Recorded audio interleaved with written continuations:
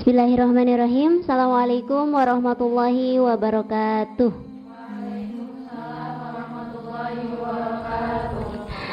Alhamdulillahirabbil alamin wa bihi nasta'inu ala umuri dunya waddin wa ala alihi wa ashabihi ajmain. Rabbi shrah li sadri wa yassir li amri wa hlul 'uqdatam min lisani yafqahu qawli, amma ba'du. Alhamdulillah, pada kesempatan pagi kali ini Umi berkesempatan untuk menyapa antuna semua, untuk menyapa adik-adik di apa ya namanya, ini sih kalau sama Umi bukan kajian, kita lagi diskusi aja ya, pencegahan dan pemberantasan korupsi di kalangan generasi muda. Ya. Jadi kenapa Umi sampaikan ini di sini? Salah satunya sebenarnya poinnya adalah ini adalah tugas dari kampus ya. Jadi Umi ngambil spesifikasi untuk mengadakan penyuluhan khususnya kepada santri tahfidz, di mana santri tahfidz yang kita miliki saat ini berada di usia yang dikatakan menjelang usia dewasa ya. Sudah lepas dari masa remaja tapi sebenarnya belum dewasa. Nah, di sini kenapa Umi sampaikan materi ini? Karena sebagai seorang penghafal Al-Quran, tentu ini menjadi salah satu prinsip kita ya, yakni memegang teguh nilai-nilai kejujuran dan keluhuran budi. Nah, kalau membahas masalah korupsi, itu materinya banyak banget gitu ya. Tapi di sini Umi hanya menyampaikan ringkas saja ya, sedikit aja. Ini untuk bekal aja, untuk semacam pengetahuan lah untuk kalian ya. Jadi santri tahfidz itu tidak melulu ke hal-hal yang berkaitan dengan akhirat, tapi dia juga harus berhubungan langsung dengan hal-hal yang bersifat duniawi, yang mana kan dunia ini adalah ladang ya, yang mana hasilnya ini akan kita petik di akhirat kelak. Baik, sampai di sini kita akan menginjak pada materi pertama, yaitu pengertian penyebab dan dampak korupsi. Pengertian korupsi dulu. Cung di sini yang tahu apa itu korupsi? Ada yang mau menjawab? Silakan, Hasbillah.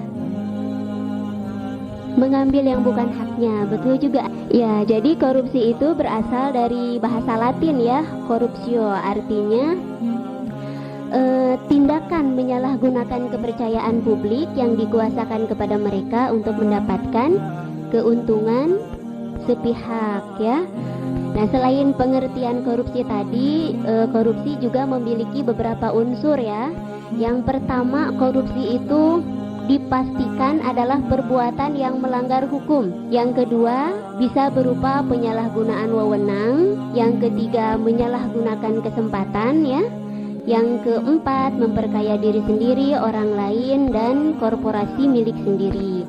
Kemudian yang selanjutnya sudah pasti yang namanya korupsi itu dia akan merugikan keuangan negara atau perekonomian negara.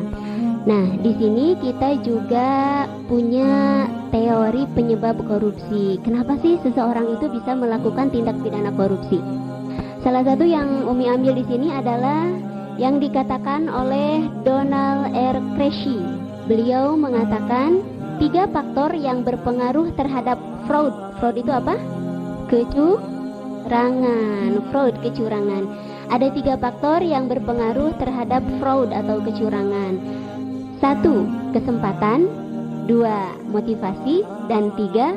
Rasionalisasi. Jadi seseorang kalau punya kesempatan, dia pasti berkemungkinan untuk melakukan kecurangan. Jadi kalau misalkan dia tidak punya kesempatan, dia pasti nggak akan bisa melakukan kejahatan ya. Nah, kemudian motivasi. Motivasinya tuh apa? Motivasi bisa dari segi internal, bisa juga dari eksternal. Misalnya apa? Motivasi internalnya apa? Dari diri sendiri gitu ya, keinginan untuk memperkaya diri sendiri. Kemudian biasanya korupsi itu didukung oleh gaya hidup ya.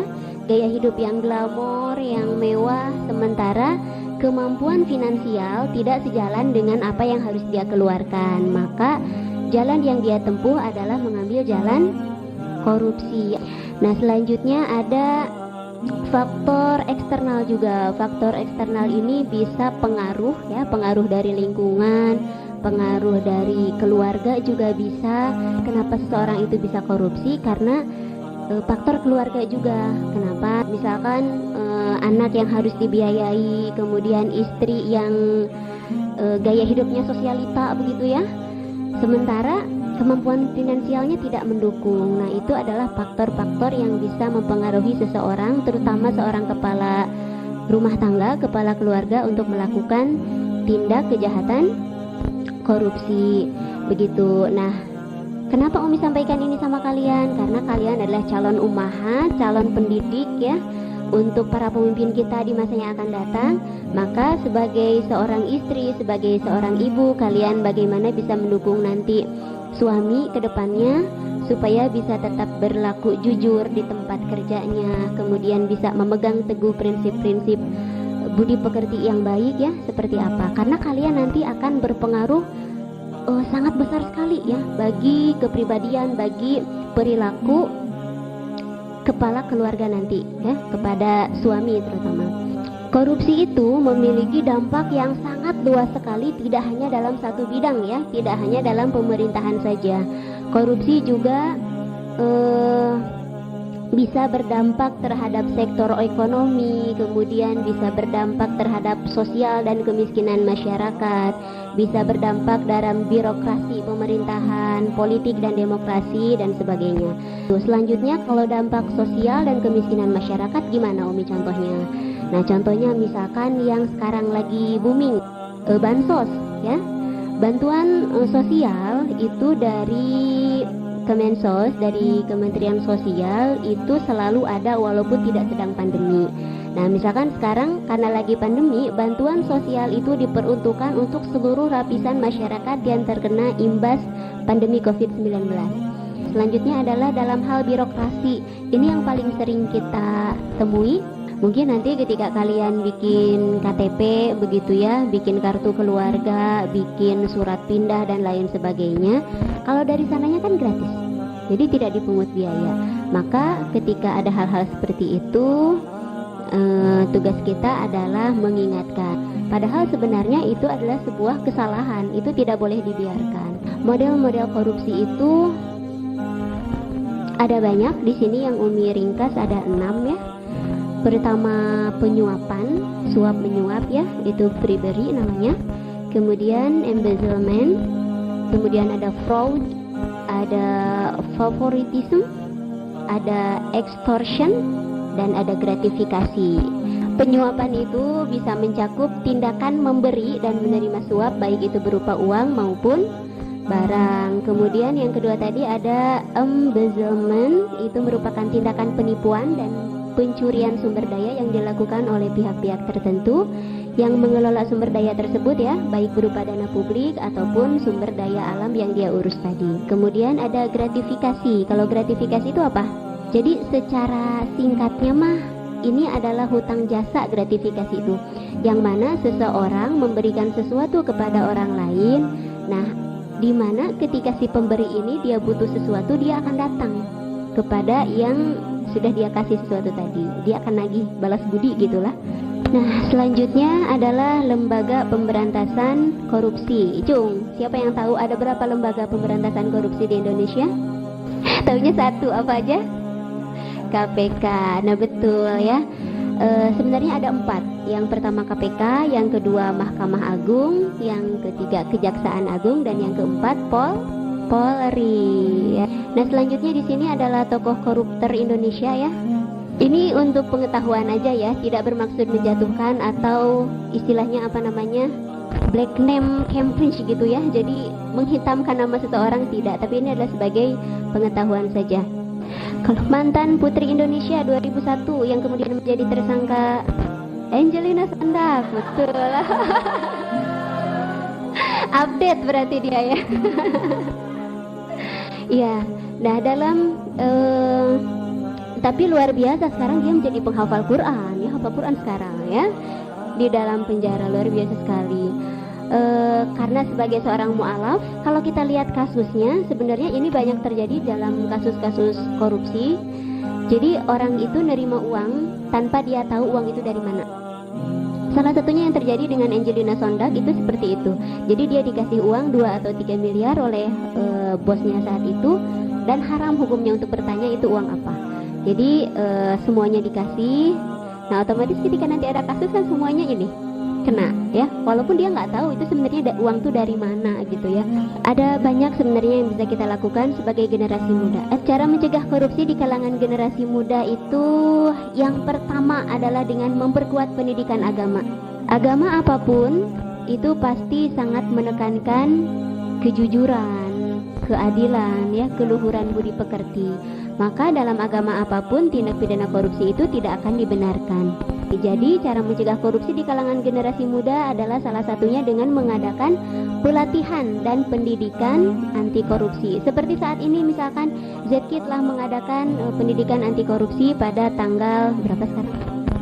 Tanggal 6 Agustus 2021. Selanjutnya apa? Pendidikan berbasis kampung dan keluarga. Nah, ini kita mulai dari hal yang paling kecil ya, dari diri kita sendiri, kemudian masuk ke keluarga. Kita bisa saling mengingatkan dalam keluarga.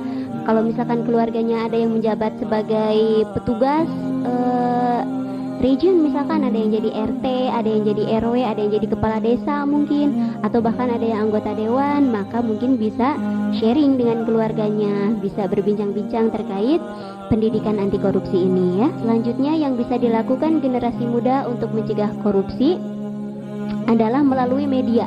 Di media kita bisa membuat konten misalkan tentang pendidikan anti korupsi. Kemudian selanjutnya implikasi perbuatannya untuk pencegahan korupsi itu adalah kita harus bisa memunculkan kepekaan masyarakat terkait permasalahan korupsi. Jadi kita antisipasi, kita cegah korupsi ini dari hal yang paling kecil, dari yang bisa kita lakuin aja, misalkan kayak tadi bersikap jujur begitu ya terhadap orang tua, nggak pernah ngadalin. Jadi tidak berbohong kepada orang tua untuk mendapatkan keuntungan yang sebenarnya itu bukan hak kita. Ini adalah poin yang terakhir ya, korupsi dalam pandangan Islam. Kira-kira kalau dalam hukum Islam korupsi hukumnya apa? Haram. Ada yang bisa ngasih ayatnya? Ya ayyuhalladzina amanu la ta'kulu amwalakum bainakum bil batil. Hai orang-orang yang beriman, janganlah kamu saling memakan harta sesamamu dengan jalan yang batil. Nah, ini juga salah satu dalil diharamkannya korupsi. Cara pencegahan dan pemberantasan korupsi untuk generasi muda yang pertama apa?